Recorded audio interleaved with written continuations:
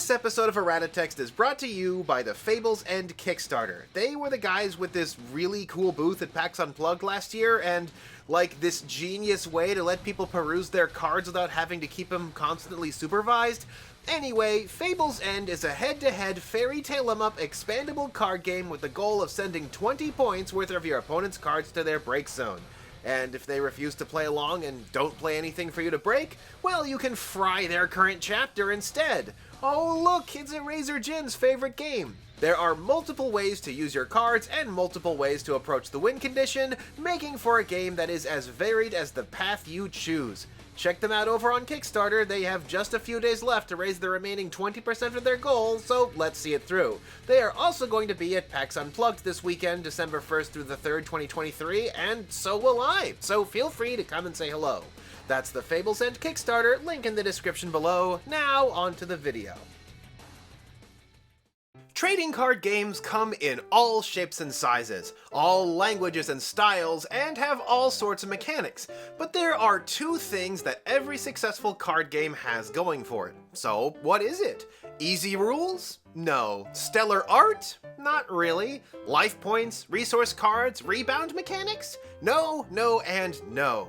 For all of the things that have been introduced in the game space, all the mechanics, all the artwork, all the sheer quantity dumped into landfills nationwide, all of these games have two things in common: risk and choice. Now, I want to make myself clear, neither of these are to be mistaken for luck. That is a different thing entirely. Don't get me wrong, luck is still very much a factor in games, but luck is not the same thing as risk.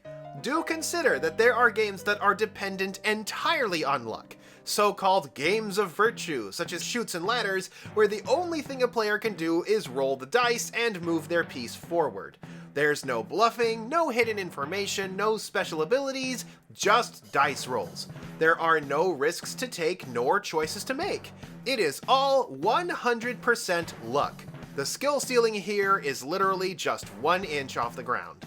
But what if, rather than controlling one piece with your dice rolls, you instead control several?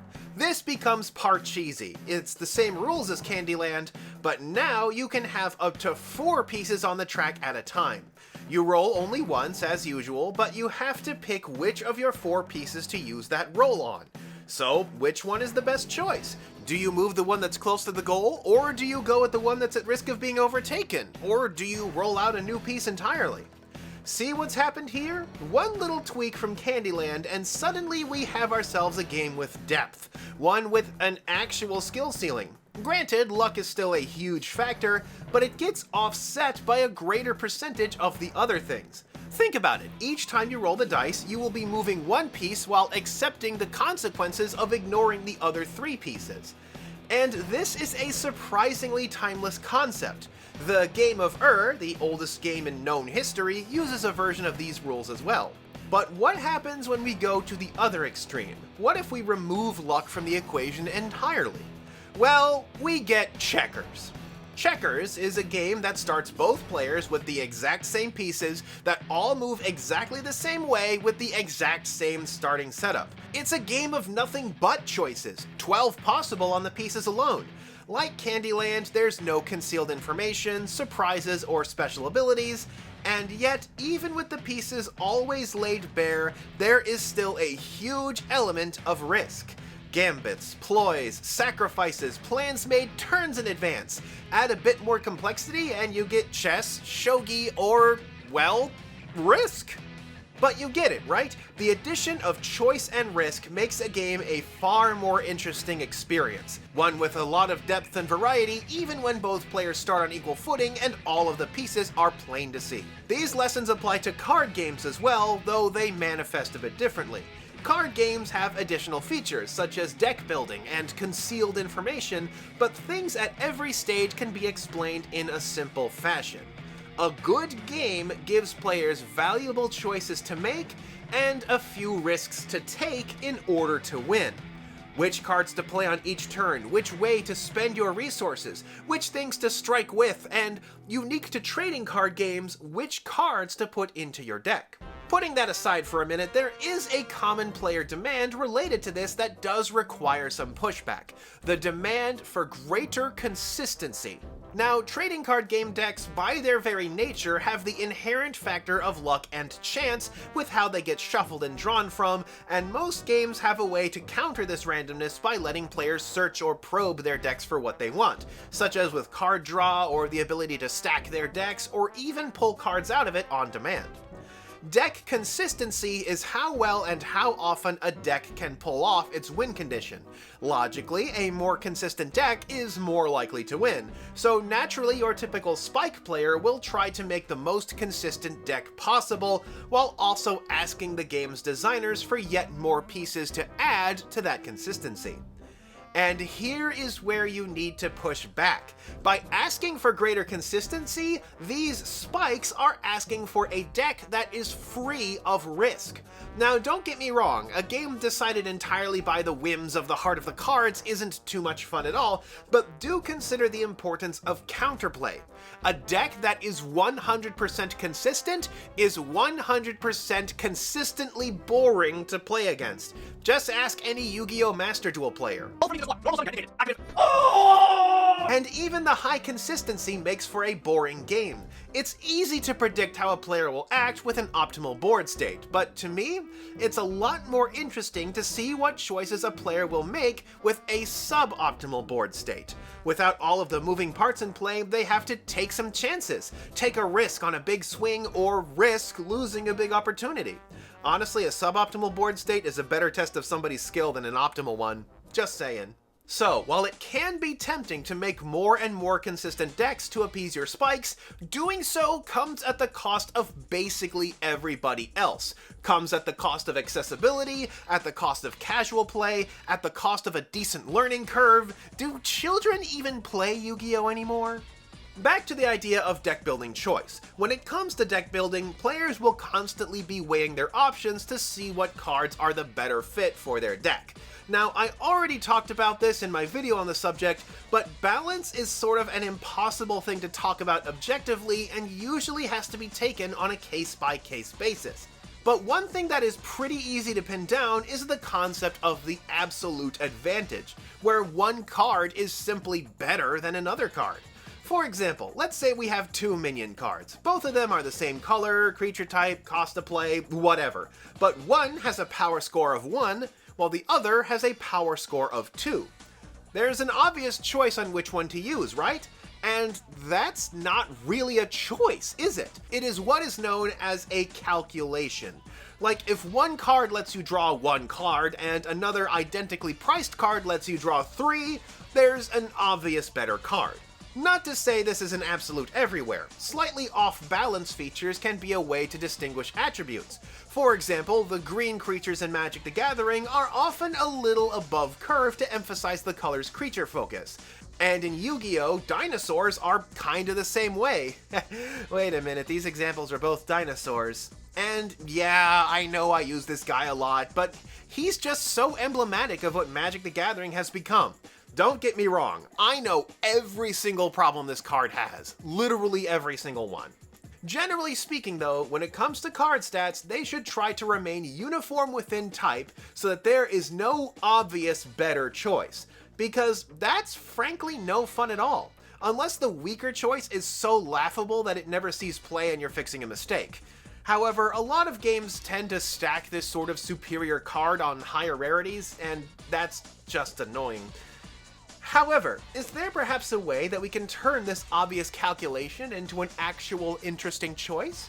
Well, that is the role of incomparables. Incomparables are features of a card that are more difficult to quantify than a simple point score. These are things like card bonuses, additional effects, and intended synergies. For example, what if our 1 power card had an effect that let you draw a card when you played it? Suddenly we have a new factor to consider. The 1 power monster will still lose a straight fight with the 2 power monster, but that low power is now offset with the promise of card advantage since you immediately draw a fresh card to replace it when it's played. Now we have a debate. It's harder to tell which of these cards is the better one, and some people might debate this until they are blue in the face. Heck, in some games, that card draw might make the 1-power monster the clear winner. This use of incomparables is what brought Yu-Gi-Oh! Out of the era of Lejin and Gemini Elf and into the world of archetypes whose interactions let you disregard their inferior stat point totals. The shift was remarkable to the point that when the 1900-power Gemini Elf was topped by the 2000-power Gene-Warped Warwolf, the news was basically ignored, even though Gemini Elf topping the 1800-power Lejin the Mystical Genie and the 1850-power Mechanical Chaser was a defining moment of the game of the past. Honestly, the fact that Yu-Gi-Oh! Has mostly moved on from considering raw stats on their cards is a big reason that it has managed to hang on for so long, barring a few unique cases. Of course, there are other things to keep in mind, things like power creep, which I've already covered. Release a creature with power 2 and the card draw on play effect, and it'll get chosen above both of those two from before. Really, unless people weren't using either of these two cards to begin with, you should avoid these sorts of absolute improvements. I mean, Magic the Gathering made creatures way stronger because the joke for the longest time was that creatures were the worst cards in the game. Although, on the subject of Yu-Gi-Oh!, it does have an interesting compromise between luck and consistency, and that is the extra deck. A lot of games have introduced extra decks since Yu-Gi-Oh!, this being an additional stack of cards that players always have perfect access to, but requiring some sort of additional action to invoke and use. But again, this shouldn't be allowed to boost consistency too much. Again, Yu-Gi-Oh! Itself is a victim to its own success in this regard. Things like size limitations and other factors should make dipping into this deck an important choice of timing that has a chance of being done incorrectly, or be effectively countered as a normal part of gameplay. I think of the Lurig deck of Wecross, which is functionally a bonus hand, full of pricey additional effects that have the benefits of making players more durable against aggressive card discard. But there are, of course, other ways to manipulate consistency just enough. Pokemon locking 10% of your deck behind prize cards generates that smidgen of uncertainty and takes away that 100% consistent play. Some might complain about how their important cards keep getting prized, but remember what I said about how one behaves in a suboptimal state is more revealing of their skill as players? Care to guess how whining affects that opinion? Everybody is operating under the same rules, pal. It's on you for not being prepared for that. In general, it's good to have your games always wind up slightly imperfect, whether through the whims of the draw or not, because otherwise the games will play out the same way, becoming routine. And routine is boring. You don't want your game to be boring. Strategies should have some form of interaction to prevent complacency, and there shouldn't be a way to remove your opponent's choices from the proceedings. FTKs are bad, remember? Unless it's Exodia, because everybody knows how hard that is to pull off, and everybody loves it when Exodia shows up. I mean, come on, obliterate, yeah! Also, these days we have hand traps, although it can kind of feel like hand traps are the only thing keeping the game from completely collapsing in on itself, but etc. There is also the fact that a game with a good push and pull is just more interesting to watch. It's something Konami actually had concern for when they created the speed and rush formats. I guess at the end of the day, a good game design is just like launching a game of your own. Sometimes, you just gotta go for it. And that's a wrap. Sorry for the wait on this one, you guys. I know November's been a bit of a slim month. I'm trying something new where I'm trying to do videos that are meant to be higher quality, get more views from the algorithm. It's also why I have developed Co-Extra, which is an alternative channel that's going to have the videos that I don't think would do as well on my main one. You're welcome to go and check that out. That already got a video this month for where I look at the issues of the Warhammer Stormbringer magazine, where I talk about how it's a great value until it isn't. So of course, for December, I have a lot of stuff planned. I'm getting this video done, like, right before PAX Unplugged, so this has been a bit of an adventure, but I have a bunch of videos already written and finished. I have